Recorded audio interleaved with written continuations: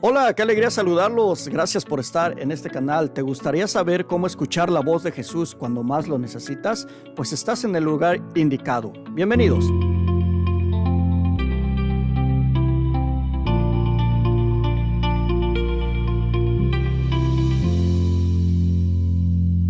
Mis queridos hermanos de testimonio, les doy la bienvenida. Soy Arturo Medina y si no estás suscrito te voy a pedir que en este momento te suscribas a este canal. ¿Y alguna vez tú necesitaste escuchar la voz de Jesús?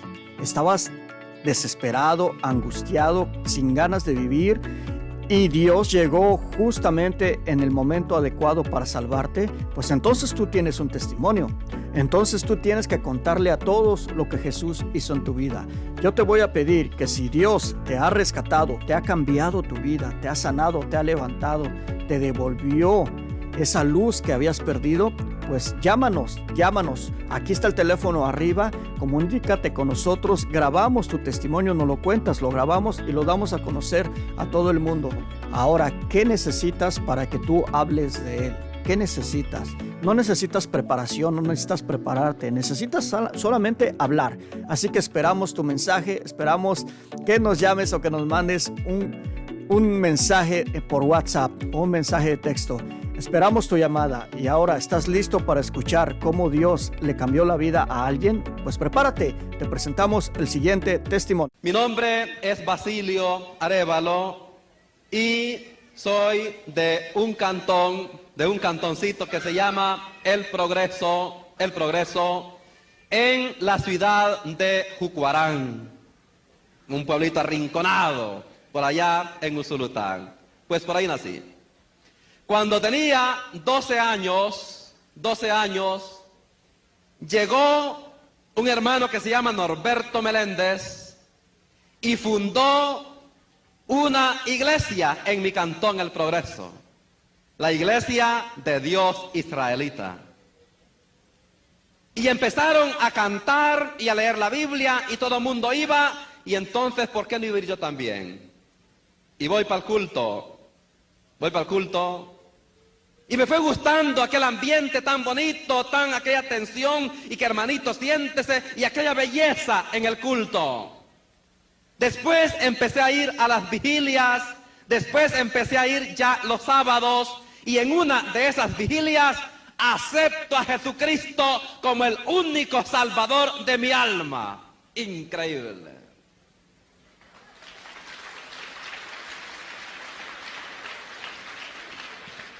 Acepto a Cristo en esta iglesia y me traen allí a Usulután, a un lugar que le llaman La Poza. En La Poza de Usulután, ahí me bautizaron. Tengo 2 bautismos.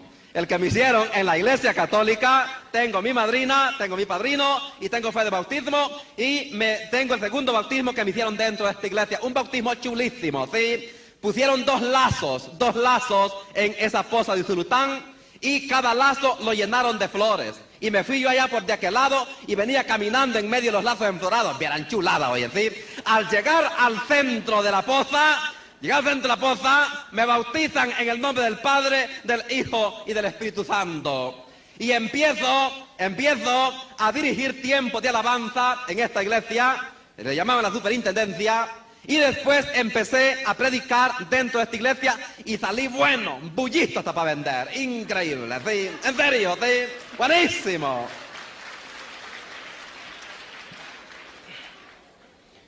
Y empecé en esta iglesia a estar cantando, evangelizando al Señor. Y cuando tenía alrededor de unos 18 años, 4 años, de estar perseverando en esta iglesia, guardaba el sábado, guardaba la ley de alimentación y de ahí lo demás normal. Que el Papa es la bestia más grande del mundo, que la iglesia católica es la ramera, la prostituta, la gran Babilonia, que María tuvo más hijos, todo ese montón de cosas, Pues un día llegaron los padres paulinos a hacer una misión a Jucuarán y llegó el padre Juan José Mendoza y el padre Carlos Caballero con 13 seminaristas a hacer la misión a Jucuarán y yo estaba estudiando.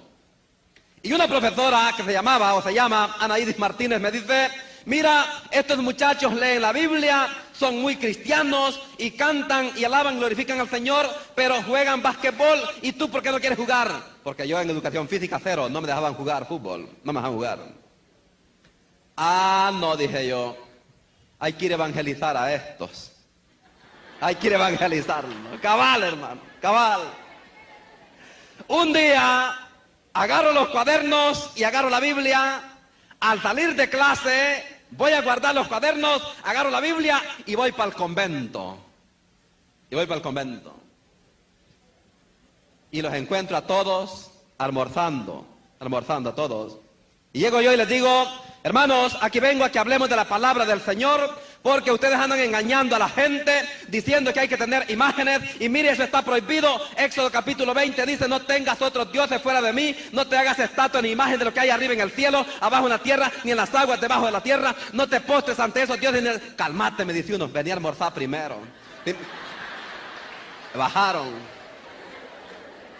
Bien fregado.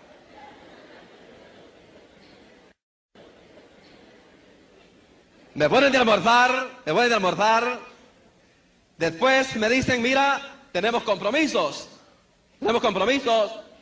no vas a poder hablar con todos, habla nomás con el padre Carlos. Ah, bueno, y con este que me lleve es suficiente, no hay problema, de acuerdo. Y el templo de Jucuarán lo estaban deshaciendo y habían puesto una gran viga debajo de un palo de mango, pues ahí nos sentamos. Y me dice el padre, ¿qué es lo que querés? Bueno, yo aquí vengo a que hablemos de la palabra del Señor. Ustedes, digo yo, andan engañando a la gente. Y eso no es posible. Dice el Evangelio de que la palabra del Señor y que la verdad nos hará libre. Yo quiero que hablemos primero sobre el bautismo. Y sobre el bautismo, mire lo que dice Marcos 16:16. Dice, el que creyera y fuera bautizado será salvo. Dice la Biblia que es necesario primero creer para ser bautizados. Y como los niños no pueden creer, ese bautismo no sirve. ¿Cómo es posible que ustedes andan bautizando niños cuando la Biblia dice que es necesario primero creer para ser bautizados? Además, Lucas 3:21 dice de que Jesús se fue al río Jordán y se hizo bautizar por Juan el Bautista cuando tenía 30 años. Y Juan capítulo 13 dice, ejemplos he dado para que como yo os he hecho, vosotros también hagáis. Y Juan 14:6 dice, yo soy el camino, la verdad y la vida. Si Jesús es el ejemplo y si Jesús es la verdad y la vida y Él se bautizó de 30 años, todo mundo tiene que bautizarse ya grande. ¿Qué más me dice el Padre?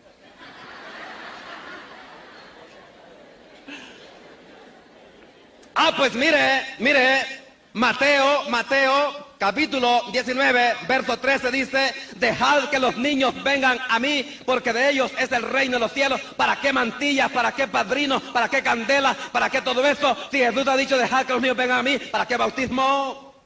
Además, le digo yo, el libro de los Hechos de los Apóstoles en el capítulo 4 dice que San Pedro le dijo a la gente, bautícense o arrepiéntanse, conviértanse y bautícense para que se les perdonen sus pecados. El bautismo es para perdón de pecados. Un niño chiquito no tiene pecado, entonces el bautismo no sirve.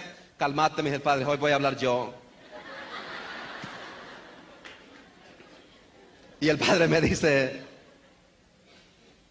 mira, no necesitamos ir a otros pasajes para aclararnos en esto del bautismo. Es verdad, me dice. Marcos 16:15 y 16 dice claramente, el que crea y se bautice se salva. Eso es verdad y eso es palabra de Dios y eso hay que creerlo así. Y el padre me dice, a ver, dime, ¿a quién dijo eso Jesús? ¿Lo dijo a gente que era bautizada o que no era bautizada? Ahí está el problema. Jesús dijo, el que crea y se bautice se salva. ¿A quién dijo eso Jesús? ¿Lo dijo a gente que era bautizada o que no era bautizada? Obviamente, esa gente no era bautizada. Y entonces, el padre me dice, el problema no es bautizar a gente grande. El problema tuyo, me dice, es que te han ensartado un bautismo encima de otro bautismo. Ese es el error. Claro.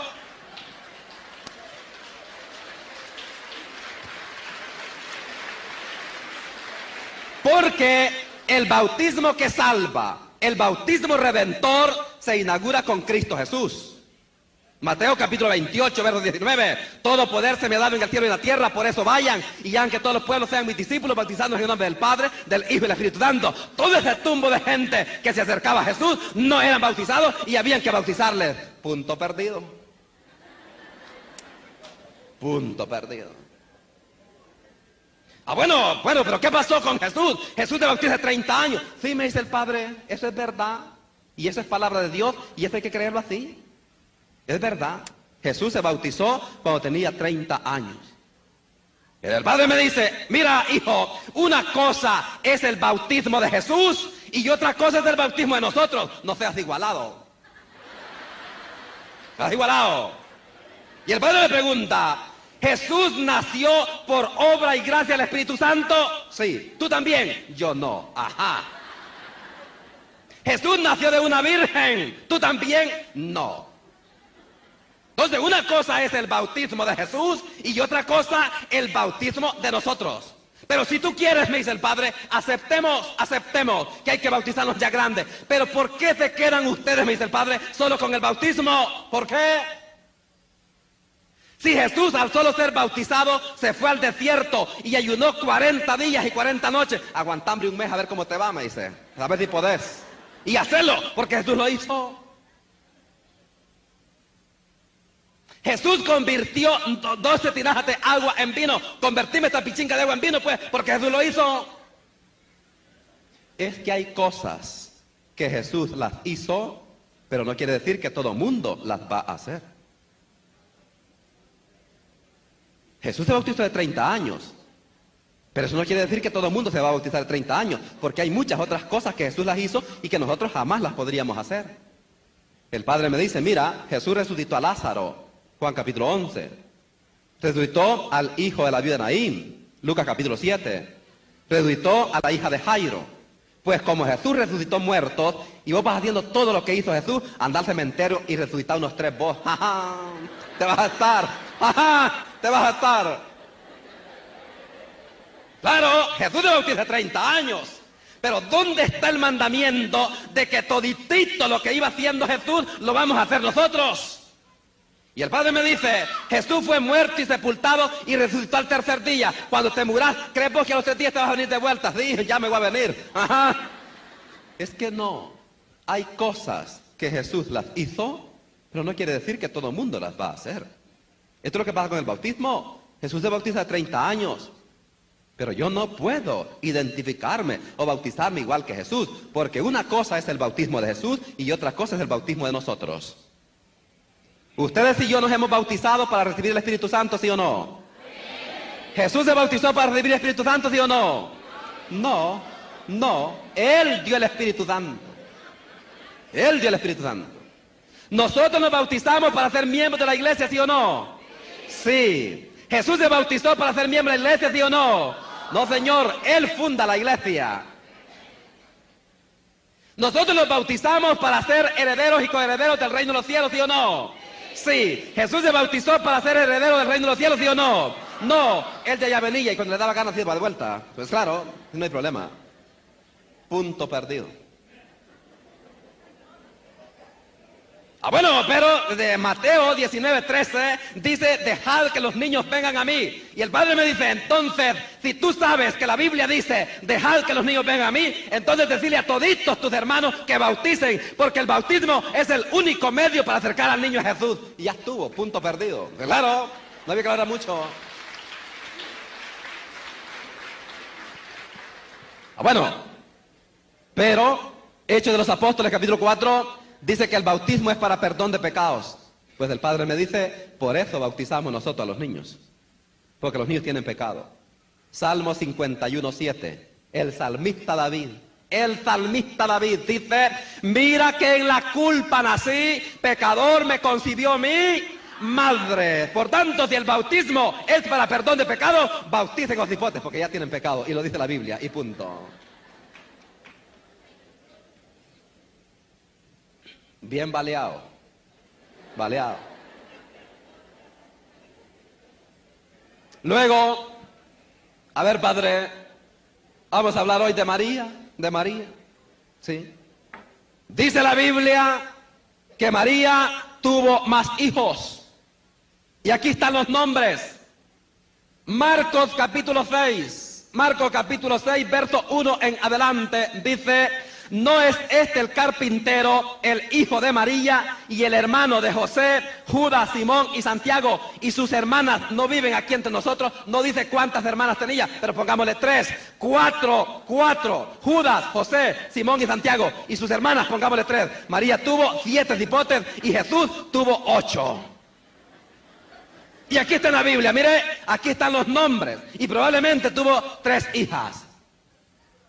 María fue una mujer común y corriente. María tuvo más hijos. Y entonces, ¿por qué decir que es virgen?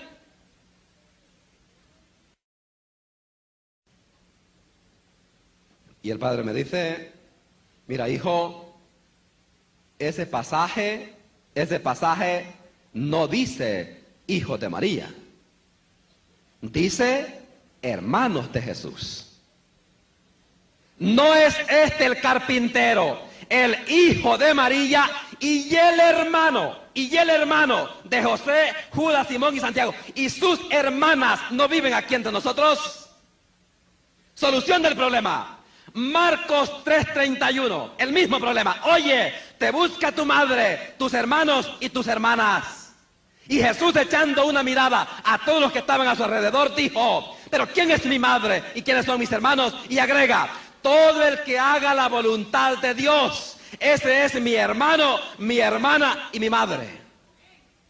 Y el padre me dice: si tú y yo hacemos la voluntad de Dios, somos hermanos de Jesús. Pero no quiere decir que seamos hijos carnales de María. Cuando la Biblia habla de hermanos de Jesús, se refiere a gente de una misma tribu, gente de una misma fe, gente que eran parientes, pero no quiere decir que sean hijos carnales de María. Y el padre me dice: eso ustedes lo entienden bien, me dice. Eso lo entienden bien. Todo el que acepta a Cristo en tu iglesia, ¿cómo le dice a los demás? Hermano. Dios le bendiga, hermano, la paz sea con usted, hermano. ¿De dónde viene, hermano? ¿Para dónde va, hermano? Pero no son hermanos, cada quien tiene su nana. Pero en lenguaje bíblico todos nos podemos decir hermanos. Cuando la Biblia habla de hermanos de Jesús, se refiere a gente de una misma fe. Y es lo que pasa hoy y aquí. Yo puedo decir hermana Maris, hermana Sonia, hermana Vilma, pero usted tiene su mamá, yo tengo la mía. Es que no hay confusión. No hay confusión. Además, el padre me dice: mira, Juan capítulo 19, versículos 25, dice que Jesús está en el árbol de la cruz y está a punto de morir. Si hubiera tenido más hijos María, ¿por qué Jesús tiene que dejar al cuidado de María a uno de sus discípulos? ¿Por qué? Pues porque no habían más hermanos. No habían más hermanos carnales, no habían más hijos carnales de María. Y entonces tiene que dejarla al cuidado de uno de sus discípulos, el discípulo amado. Y desde ese día el discípulo se la llevó a su casa. Además, me dice el padre, hay que venerar, y hay que respetar, y hay que querer mucho a María, nuestra madre. Y me dice el padre: ¿quién fue el primero que dijo cosas lindísimas de María? ¿Quién fue? Y había que decirle que el primero que dijo cosas preciosas de María fue nuestro Padre Dios. Lucas 1:26. En el 6º mes el ángel Gabriel fue enviado por Dios a una joven virgen que vivía en Nazaret. El nombre de la virgen era María. Entrando el ángel a su presencia le dijo: alégrate llena de gracia. Fíjese, alégrate llena de gracia, el Señor es contigo, vas a quedar embarazada y darás a luz a un hijo. María dijo: pero ¿cómo puedo ser madre si no tengo relación con ningún hombre? Y el ángel le dice: no temas, el poder del Altísimo te cubrirá con su sombra. Y el padre me dice: tú crees que cualquier come frijoles le dicen lleno de gracia. Y que se lo mande a decir Dios. Que Dios a través del ángel le mande a decir, alégrate llena de gracia. Eso basta, basta para amar, querer y respetar a esta gran mujer, María Santísima. Y además el ángel le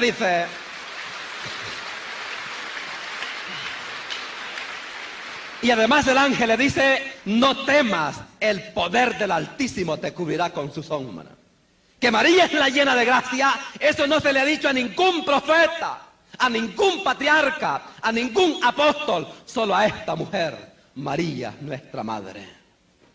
Por eso, Lucas 1:39, cuando María visita a su prima santa Isabel, Isabel sale al encuentro y dice, ¿de dónde a mí que me visite la madre de mi Señor? Y agrega, bendita tú entre todas las...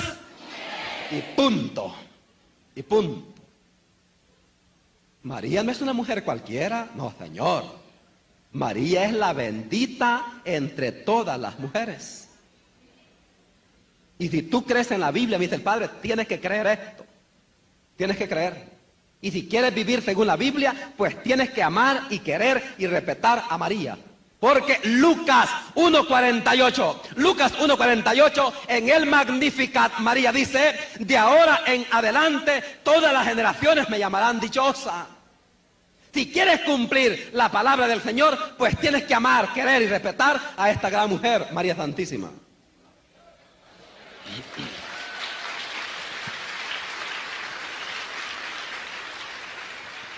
Si esto fuera poco, todavía el Padre me dice, mira lo que dice Lucas 11:27.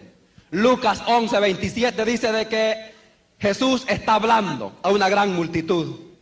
Y entonces una mujer levanta la voz y dice, dichosos los pechos que te amamantaron y la mujer que te dio a luz. Y dice Jesús, no, dichosos más bien los que escuchan la palabra de Dios y la ponen en práctica. Y le digo al Padre, mire, ya ve que la bochornó a esa mujer, le digo yo. Ya ve que la bochornó. La dejó bajita, le digo yo. La mujer dice, dichosos los pechos que te amamantaron y la mujer que te dio a luz. Y Jesús le dice, no, dichosos más bien los que escuchan la palabra de Dios y la ponen en práctica. La dejó bajita, le digo yo, pues darle metida. No, me dice el Padre. Allí hay dos alabanzas para María. Dos alabanzas. Primera alabanza, la que da la mujer. Dichosos los pechos que te amamantaron y la mujer que te dio a luz. Segunda gran alabanza para María, la que da Jesús. Dichosos más bien los que cumplen la palabra de Dios, porque María había dicho, Lucas 1:38, hágase en mí según tu palabra. Y punto.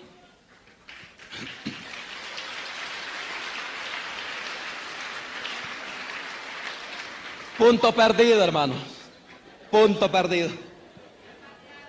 Y así perdí cuestión de imágenes, cuestión de ley de alimentación, cuestión del sábado, cuestión de confesarse y rezar por los muertos, que por cuestiones de tiempo yo no les cuento, ¿sí? Por cuestiones de tiempo. Pero al final, yo me fui para la casa muy pensativo y muy reflexivo y ya la cosa ya no me cabía, ya no. Otro día, la misma historia. Agarro mis cuadernos, agarro la Biblia, voy a clase. Al salir de clase, voy para el convento otra vez. Me pusieron a almorzar otra vez. ¿Sí? Me dieron de almuerzo otra vez. Y ya no iba con la intención de pelear, con la intención de discutir. Iba con la intención de profundizar un tanto más. Y entre otras cosas, el Padre me dice, mira, ya que sabes un poco de la Biblia, ¿por qué no te vas con nosotros para seguir evangelizando?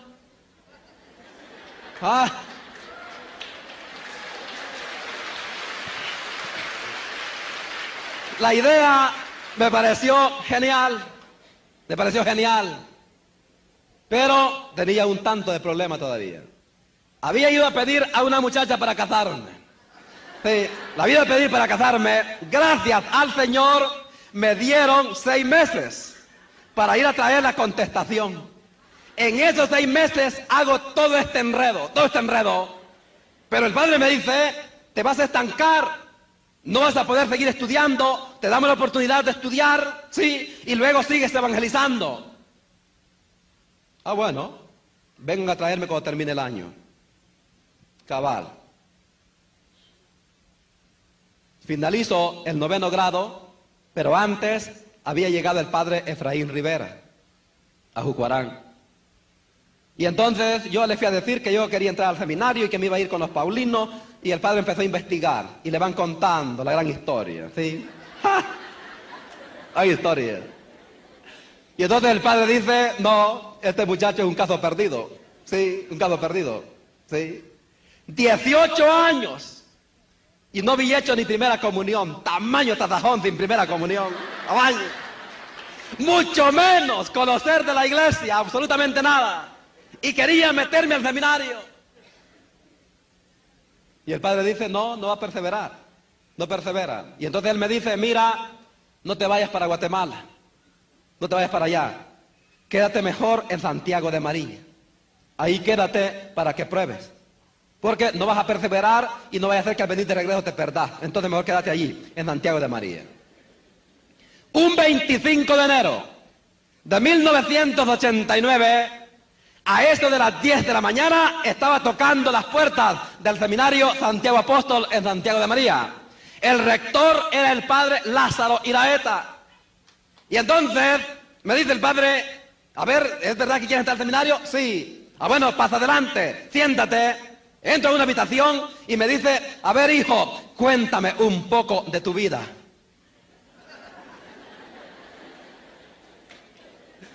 Y empiezo a contarle toditito el rollo, toditito.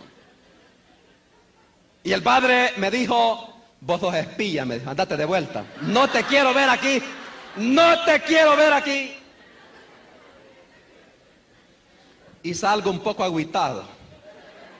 Había perdido la iglesia, había perdido mi novia y ya estaba un poco complicada la cosa, un poco complicada. Le digo al padre Efraín, mire, el padre Lázaro no me quiso dejar entrar al seminario, no te preocupes, me dijo, el otro fin de semana vamos a ir otra vez. El siguiente fin de semana estábamos otra vez. Y el padre Lázaro me dice, aquí no puedes entrarme. Sí, no has hecho ni primera comunión y vos vas a arruinar los otros hipotes. Me dice, no puedes entrar aquí, no puedes entrar. Vete, me dice, a Lolotique. En Lolotique está el padre Ismael Vargas, que tiene unos muchachos que le ayudan allí en la casa y que los manda a estudiar y después van para el seminario. Pero el padre Vargas era bravo, sí, y malcriado, sí. Llego donde el padre Vargas y así que quieres entrar al seminario, sí, ah bueno, pasa adelante, sí. Cuéntame un poco de tu vida, otra vez.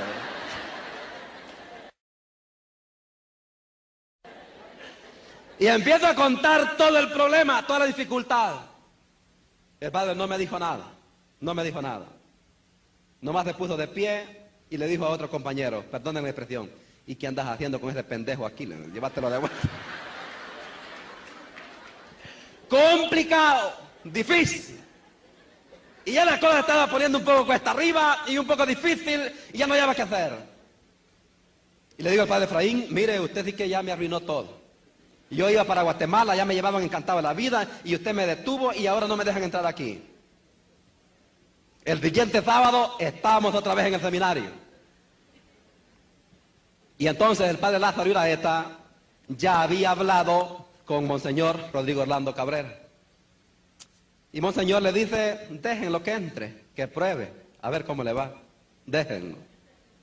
Y entonces me dejan entrar al seminario y yo encantado de la vida, pero con muchos problemas.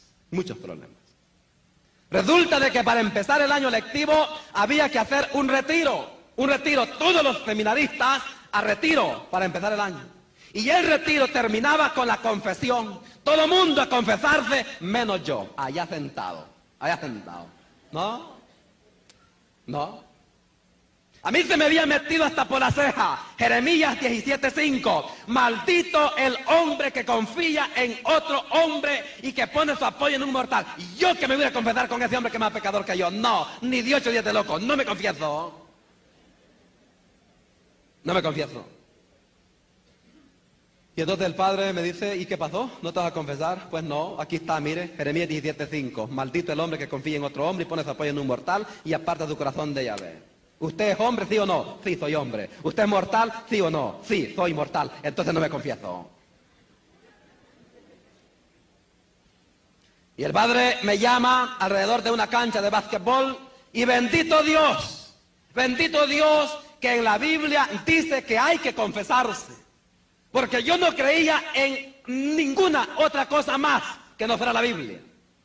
A mí el catecismo y las encíclicas y toda esa cuestión, no, ni por fregar la leía, ni por fregar. Pero me leyó lo que dice el Evangelio de Juan 19:23. Jesús dice a los apóstoles que eran hombres y que eran mortales, les dice, a quienes ustedes perdonen sus pecados, le queden perdonados, y a quienes no libren de sus pecados, le queden atados. Sacramento de la confesión. Santiago 5:17, confiésense los pecados unos a otros. Mateo 16:18, lo que ates en la tierra quedará atado en el cielo y lo que desates en la tierra quedará desatado en el cielo. Ah, bueno, me confieso.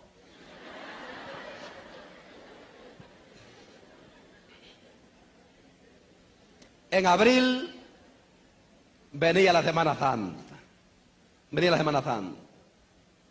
Y mire, el diablo se esmera. En el primer Via Crucis aparecía en una hojita, Basilio Arévalo, lleva el Nazareno. Jesús del huerto, que yo voy a llevar el Nazareno. Después de lo que decía Éxodo capítulo 20, no tengas otros dioses fuera de mí, no te hagas estatua ni imagen de lo que hay arriba en el cielo, abajo en la tierra, ni las aguas debajo de la tierra. Salmo 135:15, los ídolos de las naciones son plata y oro, hechuras de manos humanas, tienen pies, no andan, boca no hablan, nariz no huelen. Isaías 45:20, son tontos los que andan en procesión, una estatua de madera y rezan a un Dios incapaz de salvar. Yo no llevo ese chinto, no lo llevo. Otro problema otra vez. Me llaman otra vez al alrededor de la cancha, va de hablar y hablar. Bendito Dios, que en la Biblia dice que hay que tener imágenes. ¿Está claro? Esos textos que me has dicho, prohíben tener falsos dioses. Por tanto, falsos dioses o ídolos, eso no. Imágenes, sí. ¿Y dónde dice la Biblia que hay que tener imágenes? Primera de Reyes 6:23 dice que Salomón terminó de construir el templo de Jerusalén y lo repelló de puro oro. Era una belleza de templo. Y Dios le dice a Salomón, construye 2 querubines de madera de olivo silvestre de 5 metros de alto, tamaño chintones, mire, 5 metros de alto. Y le dijo que los pusiera dentro del lugar santísimo. Y me pregunta, ¿Dios mandó a hacer esos chintos? ¿Dios es idólatra por eso? No. ¿Salomón los mandó a hacer? ¿Salomón es idólatra por eso? No. Entonces tenés tu santito. Además, Números capítulo 21, Números 21:4, dice que el pueblo de Israel va caminando por el desierto y de repente se rebelan contra Dios y contra Moisés y Dios le manda serpientes de llamadas ardientes y los mordieron y entonces murió mucha gente. El pueblo se arrepiente y le dicen a Moisés, ¿qué hacemos? Y Dios le dice a Moisés, construye una serpiente de bronce, ponla en un palo alto, todo el que sea mordido por las culebras, que vaya corriendo a ver la serpiente de bronce y no morirá. Me pregunta el padre, ¿quién hacía el milagro? ¿Lo hacía Dios o lo hacía la culebra de bronce? El milagro lo hacía Dios, pero había que ir corriendo a ver la culebrita de bronce. Y el padre me dice, esto es lo que dice la gente. La gente dice, la Virgen de Candelaria me hizo este milagro. No, el milagro lo hizo Dios. Ah, pero hay que ir hasta Jucuarán a ver la Virgen. El milagro me lo hizo el señor de Esquipulas. No, el milagro lo hizo... Ah, pues sí, pero vaya hasta Guatemala a ver al Cristo Negro. El milagro me lo hizo Nuestra Señora de los Dolores. No, el milagro lo hizo Dios, pero había que ir hasta la Puebla a empolvarse a ver la Virgen de los Dolores. Eran mordidos por las culebras, salían corriendo a ver la culebrita de bronce. El milagro lo hacía Dios, pero había que ir corriendo a ver la culebrita. Además el padre me dice, si no crees en las imágenes, pues ve dónde te enterrás. ¿Ya? Porque todos y cada uno de nosotros somos creados a imagen y semejanza de Dios. Y punto. Si no crees en las imágenes, pues botar la foto de tu abuela, porque esa es imagen también. Y entonces, a cargar a el Nazareno. Las 14 estaciones. 14 estaciones.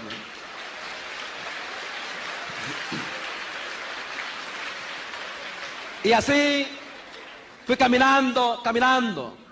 Terminé el bachillerato, después los 3 años de filosofía en el San José de la Montaña y después los 4 años de teología en la UCA. Termino de estudiar, pero el tinte protestante, la forma de hablar y la forma de ver, esa no se me quita. Y entonces tuvieron que detenerme 2 años después de terminar estudios para ver si mejoraba un poco y me parecía un poco a la gente de la Iglesia Católica y no tanto a los protestantes. Difícil. Y entonces me ordeno sacerdote en el Puerto del Triunfo, me dejan 2 años ahí y llevo 2 años y medio de ser sacerdote y puedo decir con entera seguridad que Cristo Jesús nomás ha dejado una iglesia. Mateo.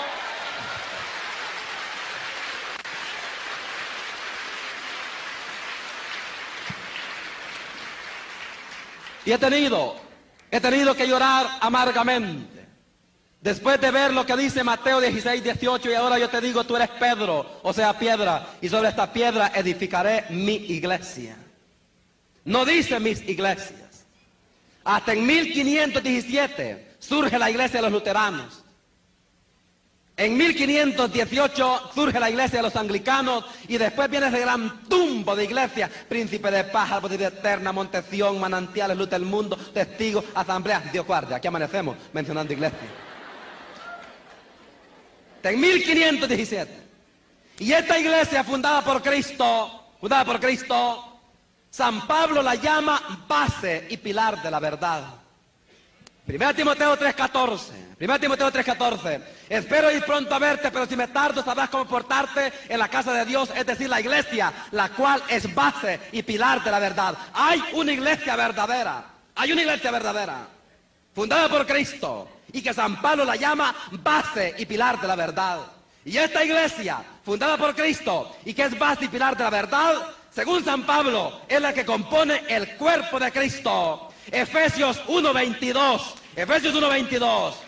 Dios puso todo bajo sus pies para que siendo Cristo la cabeza de la iglesia, la cual es su cuerpo. La iglesia católica es la que compone el cuerpo de Cristo. Y por tanto, no puedo creer en Jesucristo si no creo en la iglesia que es el cuerpo de Cristo.